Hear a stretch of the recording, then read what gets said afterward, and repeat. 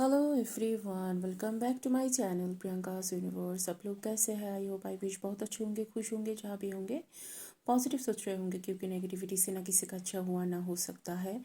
और मेरे चैनल तक आए हो तो चैनल को सब्सक्राइब करते होंगे, लाइक शेयर कमेंट में ग्रैटिट्यूड शो करना मत भूलना। Cause gratitude is too much important and necessary in our life. Life change हो जाता है ग्रैटिट्यूड शो करने से।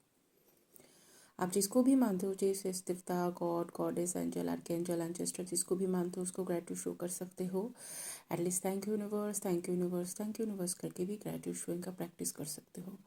आज मैं लेकर आई हूँ रीडिंग है ऑब्वियसली जानने की कोशिश करेंगे आपके पार्टनर के माइंड। कैंडल वैक्स रीडिंग है, मन को शांत कर लीजिए। ज़ोडिएक साइन को लेकर परेशान नहीं होना, जेंडर स्पेसिफिक नहीं है, जेंडर को लेकर भी परेशान नहीं होना है। और मेरे जो व्यूवर्स रीडिंग तक आए हो, प्लीज़ लाइक दिस वीडियो, क्योंकि लाइक के बिना एनर्जी एक्सचेंज नहीं होते। और सब्सक्राइब माय चैनल। आप लोग चाहो तो मुझे सुपर थैंक्स के ज़रिए डोनेट भी कर सकते हो। तो चलिए पहले कैंडल को लाइट कर लेते हैं। कैंडल की इस फ्लेम को देखिए और आपका पार्टनर का हंसता मुस्कुराता चेहरा याद कर लीजिए। Universe divine please help us, mother God please help us, archangel Michael please, Ganpati पापा please help us.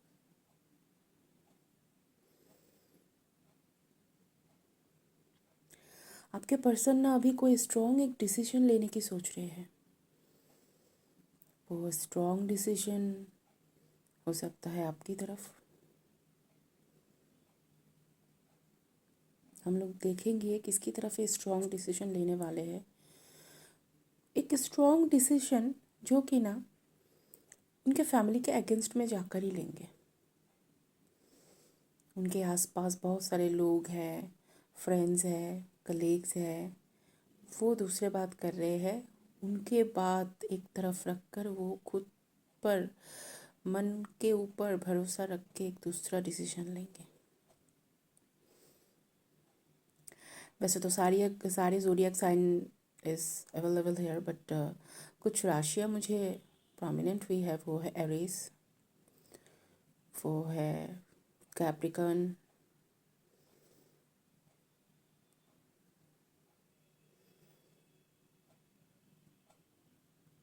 Sagittarius. Aries मुझे मोस्ट इम्पॉर्टेंट लग रही है, यहाँ पर प्रोमिनेंट है। Aries sign is Leo sign, we are fire sign actually.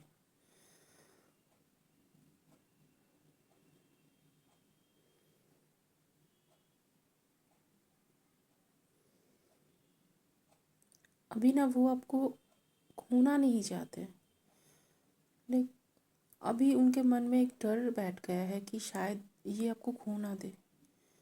किसी भी कीमत पे आपको खोना नहीं चाहते। उनको अभी ये लग रहा है कि आपको अगर खो देंगे तो आपके जैसा उनको कभी नहीं मिलेगा।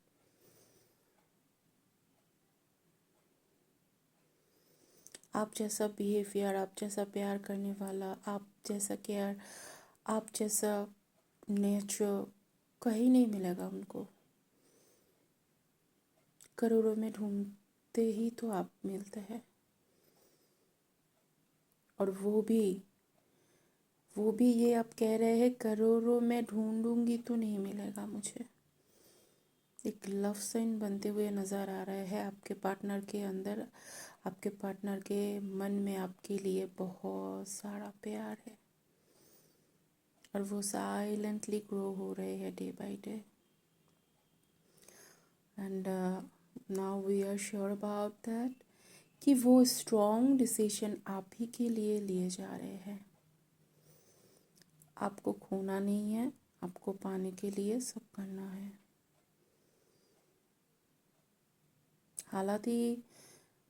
हालांकि जब रिलेशन शुरू हुआ था तब इतना सीरियस नहीं था आपके लिए। तब ना आपके लिए एक लास्ट ही एक फीलिंग्स था, like just intimacy, just for intimacy feel होता था आपके साथ। आपको ऑनेस्टली स्पीकिंग मुझे बहुतों के लिए लग रहा है एक्स्ट्रा मैरिटल है। ओके, सबके लिए नहीं है, जिनके लिए है प्लीज़ वही रेजोनेट करो।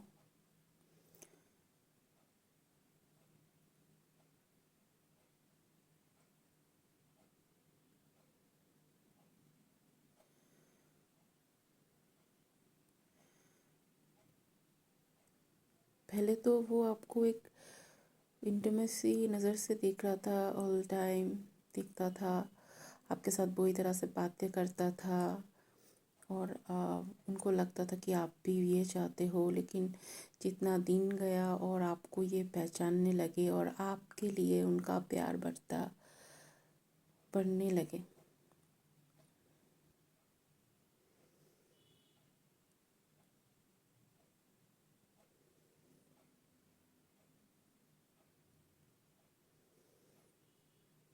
वो ना आपके अंदर उनके माँ के परछाई को देखते हैं।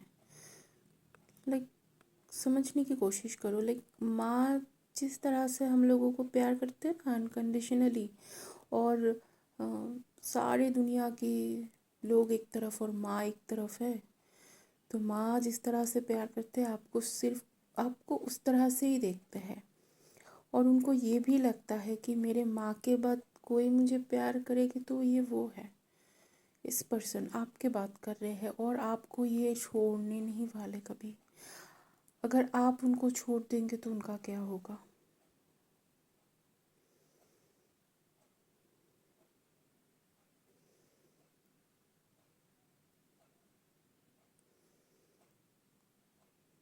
और मेरे जो व्यूवर्स थर्ड पार्टी सिचुएशनशिप में हैं, आपके पर्सन थर्ड पार्टी को परमानेंटली छोड़कर एक स्ट्रांगली डिसीजन में आने वाले हैं।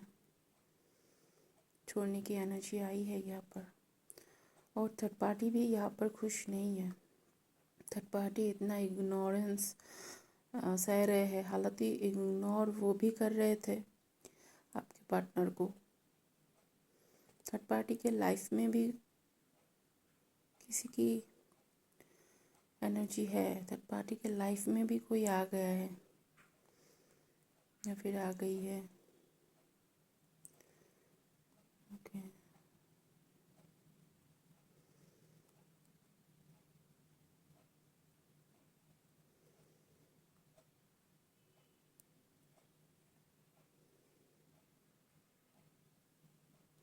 थर्ड पार्टी भी इस रिलेशन में नहीं रहना चाहते।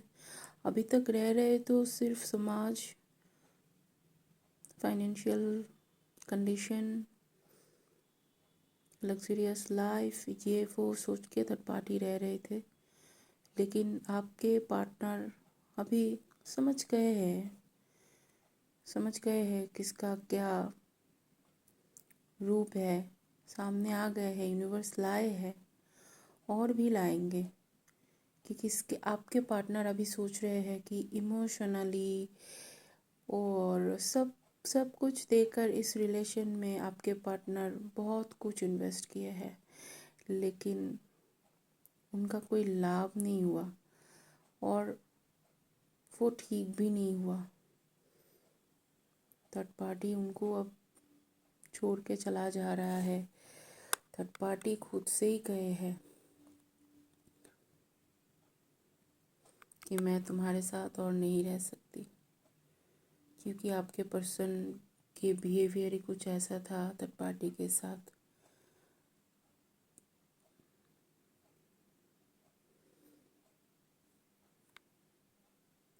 आपके पर्सन ना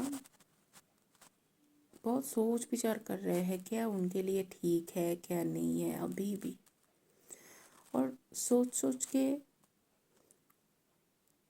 आपका पल्ला ही भारी नज़र आता है। आप भी के पास घूम फिर के आते हैं, सोचते हैं, बहुत ज़्यादा सोचते हैं इस इंसान।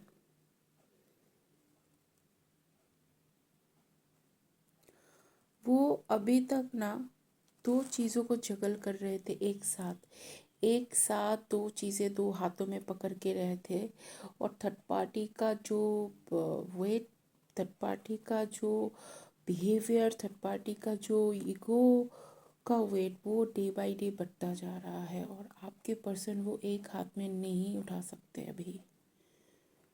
उनको छोड़ देना पड़ रहा है, क्योंकि अगर आप डिटरमाइंड हो गए हो कि तुम एक तरफ आओ, नहीं तो थर्ड पार्टी के पास जाओ, नहीं तो मेरे पास आओ। और इस इंसान आपको नहीं खो सकते। दैट्स फॉर ही और शी डिसाइडेड कि थर्ड पार्टी को छोड़ना ही बेहतर है, क्योंकि थर्ड पार्टी के साथ इनका कोई इमोशनल कनेक्शन ही नहीं है। सिर्फ होती है ना बिजनेस लेन देन, वही है जस्ट।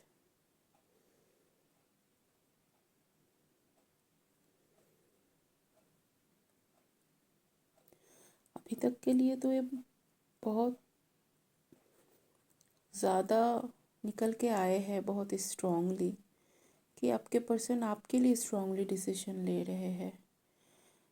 और उनके आसपास के लोग, उनके फ्रेंड्स आपके बारे में भड़काने की कोशिश कर रहे हैं, और वो वहाँ से भी निकल आ रहे हैं कि आपके बारे में ये नेगेटिव कुछ नहीं सुन सकते।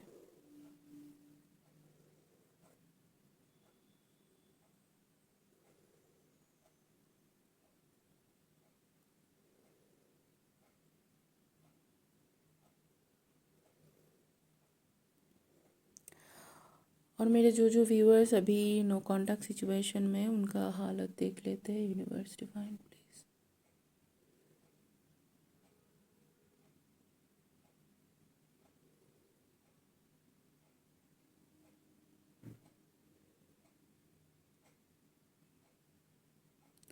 जिनके नो कांटेक्ट है ना व्यूअर्स, उनका कांटेक्ट होने में अभी थोड़ा टाइम लगेगा, पेशेंस रखो।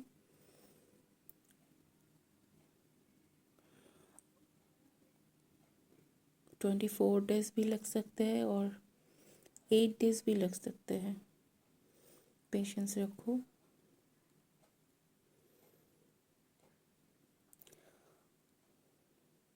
और जिनके कांटेक्ट है उन लोगों के लिए, उन व्यूअर्स के लिए मैं कहना चाहूँगी कि आपके पर्सन का माइंड अभी बहुत ऑक्यूपाइड है, इधर उधर के बातें करके माइंड, और अब ना बिगड़ाओ, झगड़ा होने की संभावनाएं हैं। और अभी इस वक्त वो बहुत डिटरमाइंड है, एक डिसीजन हुट-हट से ले लेंगे, फिर प्रॉब्लम हो जाएगी। अभी वो बहुत ज़्यादा इमोशनली और बहुत ज़्यादा दिल और दिमाग के साथ जगल कर रहे हैं। सो प्लीज़ उनको मत अभी कुछ ना बोलो तो अच्छा है। जो बोले उसमें हाँ हाँ ही करो, वही अच्छा है। Thank you, thank you. तो मेरे व्यूअर्स, यही थी रीडिंग। आई होप रीडिंग अच्छा लगा है। रीडिंग अच्छा लगा तो please like this video and मेरे चैनल को सब्सक्राइब कीजिए।